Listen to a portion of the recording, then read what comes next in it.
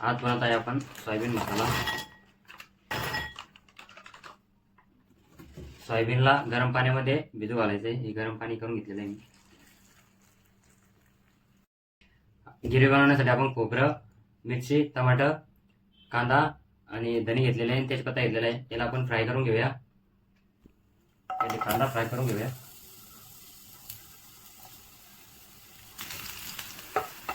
कांदा आपला फ्राय झाला आहे, याला काढून घेऊ आपण आता। खोबरं पण फ्राय करून घ्यायचं आहे।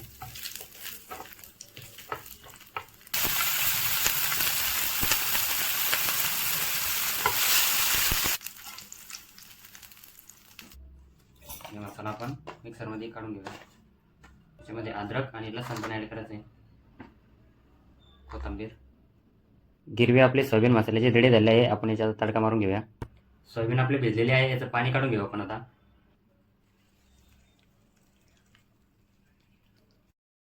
सोयाबीन मसाल्याचा तडका मारून घेऊ आपण।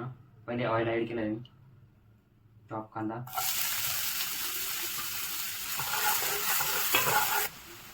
जिरा पण ॲड करायचं त्याच्यामध्ये,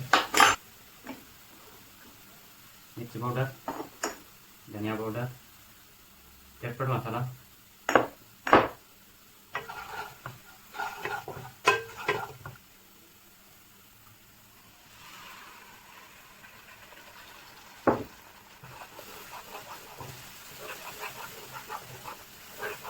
एक सोयाबीन पण याच्यात ॲड करू आपण।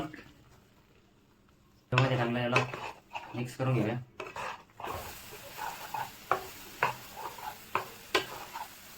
त्यामध्ये आता पाणी ॲड करायचं।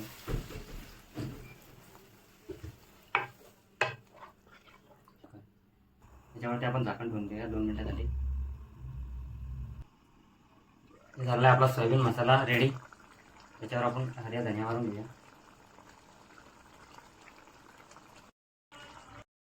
आज बनवत आहे आपण दूध शेवभाजी।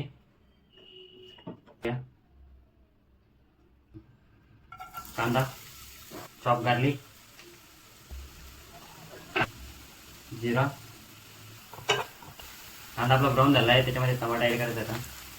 मसाले ॲड करून घेऊ आपण आता। हल्दी, मिरची पावडर, धनिया पावडर, गरम मसाला,